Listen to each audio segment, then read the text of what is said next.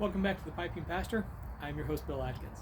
Today we'll be discussing enjoyment through moderation using the poetry of Guillaume Massieu and Paul's first letter to the Corinthians.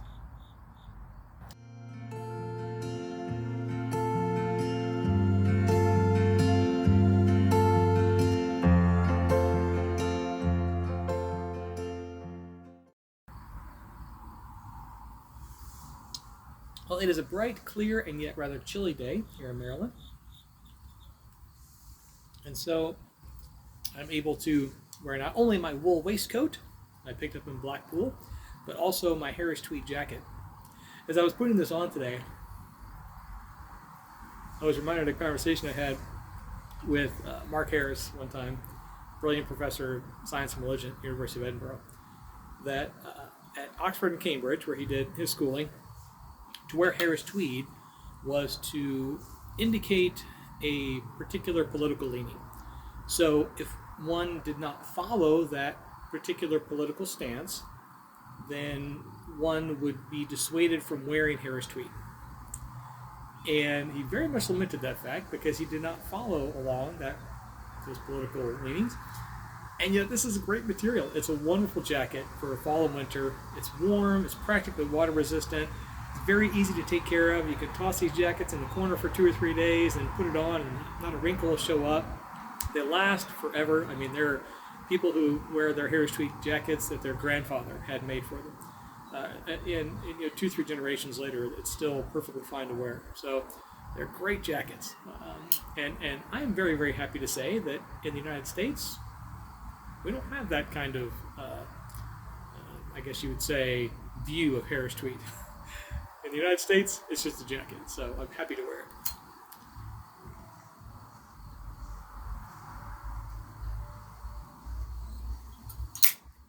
But I'm also able to mix and match my Harris tweed jacket with my wool waistcoat because, as I mentioned once before, I follow trad style, which allows one to mix and match colors and textures and the different layers and so forth. So silk, wool mixture in the pocket square, tweed, wool, cotton, different patterns and so forth. As long as there's a golden thread kind of running through the outfit to tie it together, one can wear just about anything. And I'm a big fan of the odd vest.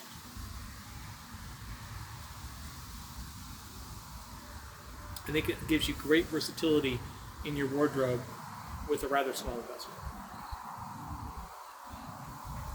And in all honesty, it's just a lot more fun.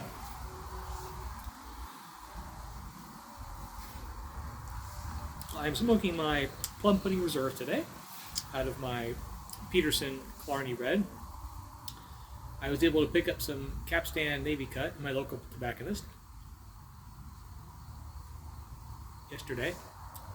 I've been waiting on that to show up for quite a while, actually. I can always order it online, but I'm a big fan of the brick and mortar stores. So I'd much rather pop in and say, hey, you got a new shipment in today or anything showing up? In all honesty, I could probably get it more cheaply online, but I much more prefer the experience of going into the brick and mortar store, speaking with my tobacconist and chatting about what other kind of blends they might have and so on and so forth. But I won't be smoking my Navy Cut Capstan just yet.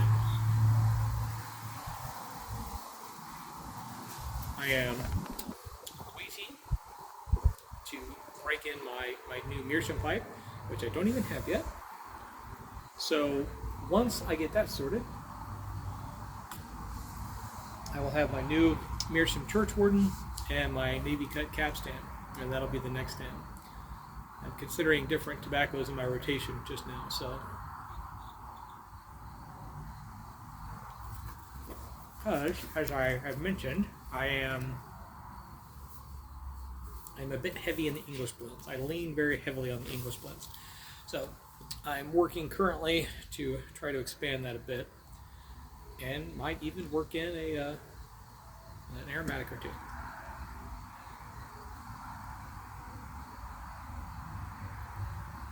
But today, we're going to be discussing enjoyment through moderation. So I'm going to begin here by reading a couple verses out of Paul's first letter to the Corinthians.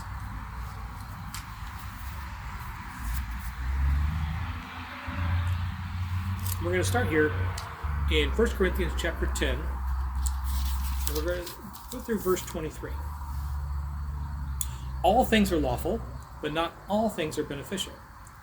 All things are lawful, but not all things build up. Now, we look at that verse, and we often have a discussion about the fact that under grace, all things are permissible. That the grace of Jesus Christ, when we become Christians, covers us in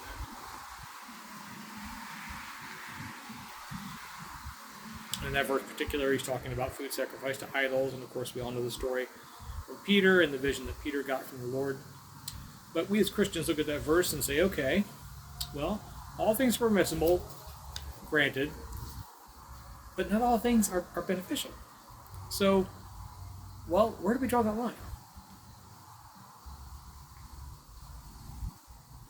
Because there are a great many things that we can consider as not beneficial. Coffee, tobacco, chocolate. I just listed off 3 of my favorite things. But these are all things that, is coffee good for you, bad for you? Well, certain contemporary studies say that it's good. Classical studies say that it's bad. Chocolate, people say, oh, well, they say it was bad for your teeth, and then it was good for your energy, and then, the dark chocolate's okay because of the magnesium, and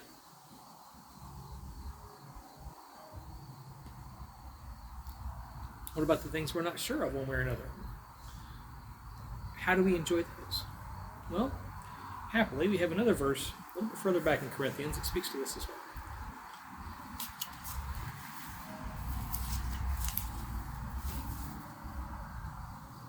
Over in chapter 9, we're going to begin here in verse 25. It says, athletes exercise self-control in all things.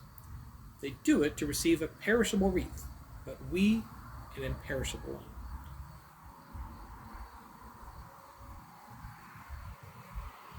Self-control.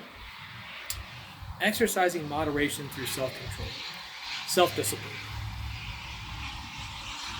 Seems generally like a good concept, right? Training and diet and so on and so forth. Exercising discipline in our choices. But if you go on here, the next couple of verses 26 and 27, it says, so I do not run aimlessly, nor do I box as though beating the air, but I punish my body and enslave it, so that after proclaiming it to others, I myself should not be disqualified. Well, those follow-up verses do not sound like too much fun. Initially, we look at that and we say, okay, yeah, all things are permissible, not all things are beneficial. So, we can enjoy coffee and chocolate and tobacco through moderation, like the athletes do, right? We can exercise self-discipline. But then we read those next 2 verses in 26, 27, and it sounds like self-discipline is torturous.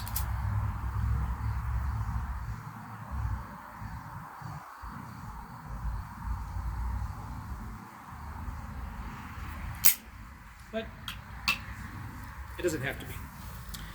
We get an impression that self-discipline, moderation, is a constraining limitation on us. It is putting us in a cage. It is preventing us from full enjoyment of things that we would like for the sake of self-discipline. I might like a second cup of coffee, but I can't have it because I need to exercise self-control and moderation and discipline.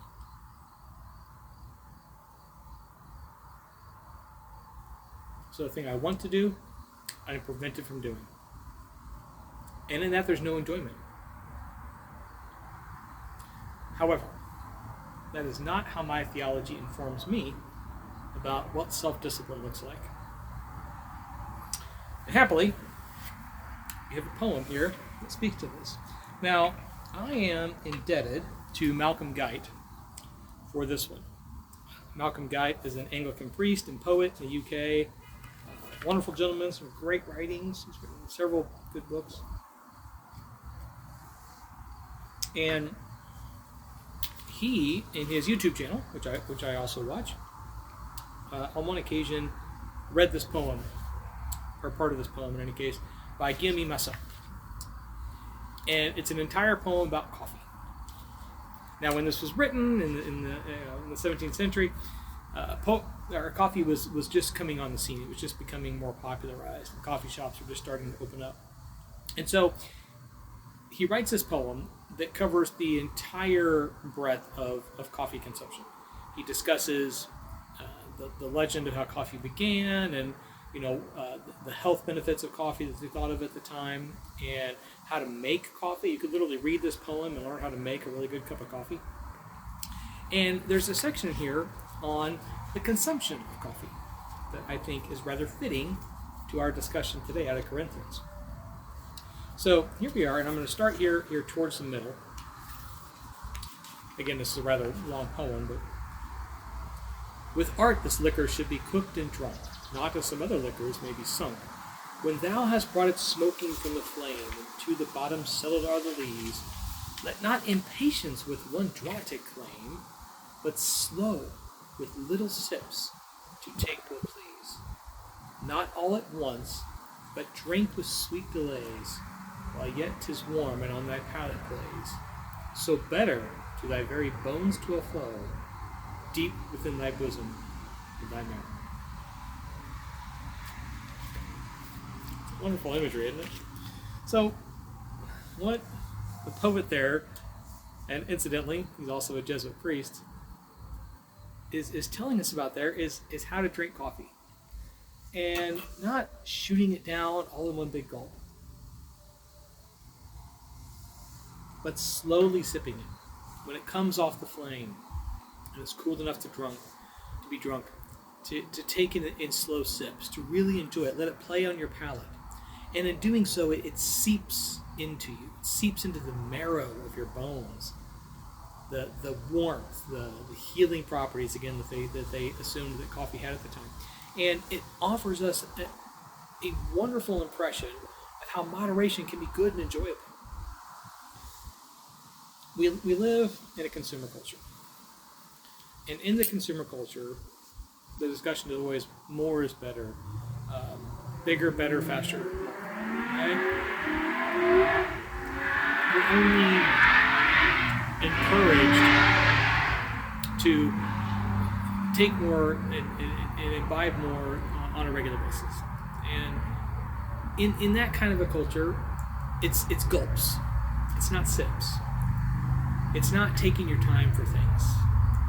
Rather, consume it quickly, move on, and consume the next thing. That's how success is measured. Building over and over, and bigger and taller and faster, and on and on and on and on. But what the poet Massieu here is talking about is that life should be taken in slow sips. Through self-discipline and moderation, we can more fully enjoy things. Through self-discipline and moderation, we can get the enjoyment of the moment. Mindfulness and mindful eating, that's not a new thing. It's existed in traditional Chinese medicine for thousands of years. It exists in this poet we read from the 17th century about coffee. Take your time to enjoy things. Let self-discipline and moderation give you the enjoyment of the moment. All things are permissible, but not all things are beneficial. All things can be enjoyed, but not all things are helpful to build you up. So make some wise decisions, make some wise choices. And when it comes to things like coffee, when it comes to things like chocolate or so on and so forth, by all means, enjoy them. But enjoy them in moderation. And through that moderation, let them seep into you. Let the moment seep into you. And enjoy life through moderation, not in spite of it.